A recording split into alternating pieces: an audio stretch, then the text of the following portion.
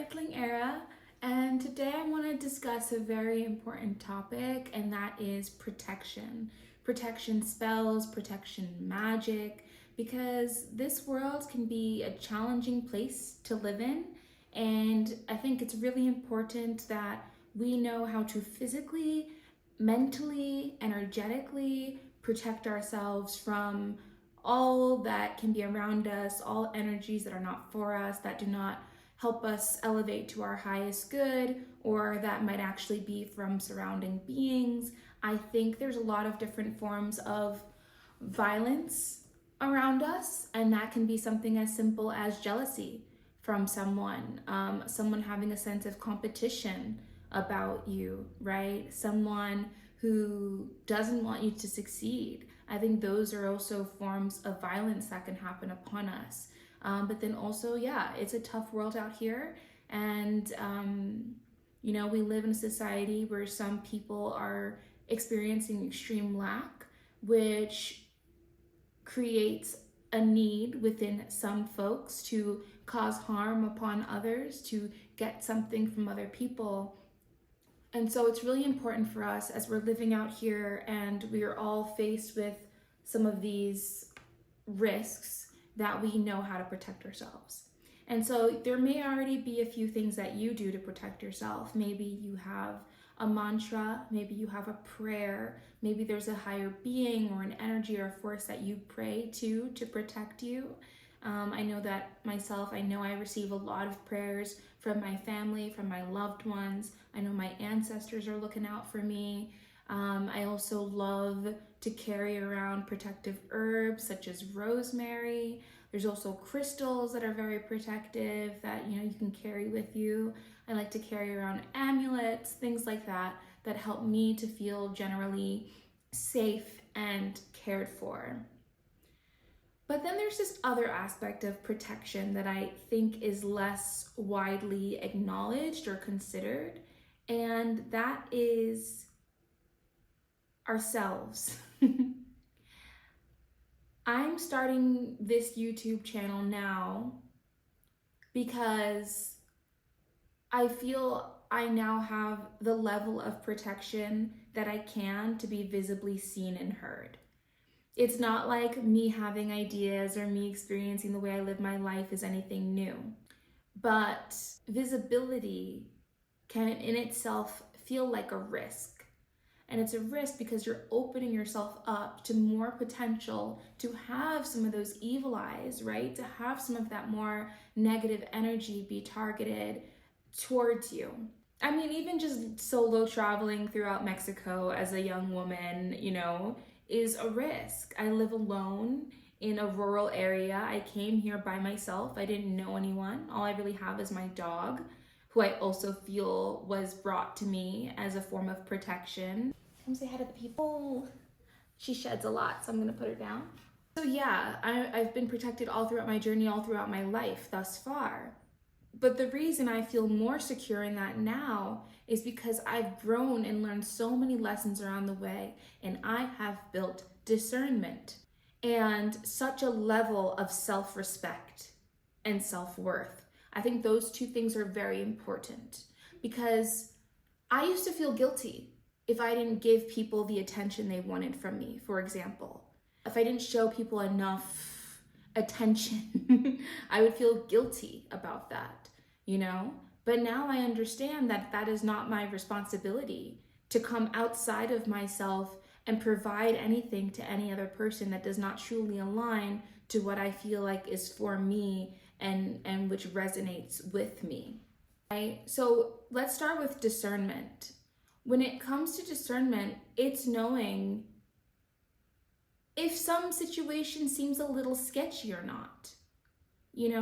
I had a friend, she told me about how she was solo traveling and she found this guy was coming up to her and just being really weird, asking a lot of questions. She didn't feel comfortable. She told him to go away. He wasn't listening to her. And even as she was telling me this story, I can tell that she was still really shaken up by the event because she felt she travels a lot. She felt like this is something that hasn't happened to her. Like, what's going on? Am I no longer protected like I usually am? And I'm like, girl, no, you are protected because you felt that he was being weird and you left where you were. Unfortunately, you had to leave your vibe, but you had the feeling of this is not right. I'm not going to engage this person. I'm going to be very direct and tell him to go away. Then, when she went back to her hotel and told them about this person, and they said, that's not acceptable. If anything like that happens again, you let us know and you call us, right? So, in this case, the protection wasn't necessarily some kind of external entity. The protection was her own discernment and her ability to be forward with this person. So there's the self-respect and the self-worth element. As women, sometimes we tend to be a bit people-pleasy. We think we have to be nice to someone, that we have to smile, that we have to engage in conversation even though we don't want to. When this man approached her, she was like, I'd really rather be alone right now. Can you please go away? Right? To be able to stand up for yourself in that way is a form of protection. And this self-worth and self-respect journey has honestly been a very long one.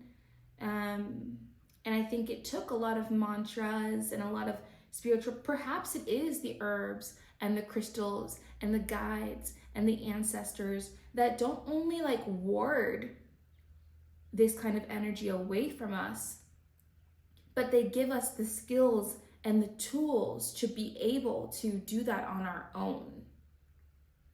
So now, and this has a lot to do with my queerness as well. Now, if a dude steps up to me and I want no part of it, I am like, I had to do this in New York the other day. I'm walking down the street and this guy, I don't even know what he's saying to me. He just comes up to me and he's just like, hey, I was like, sorry, what? He was like, let me get your number, let me get your phone. I was like, no. And he's like, yeah, you gotta say yes, let me get your phone. And I was like, have a nice day. Have a nice day. Have a nice day.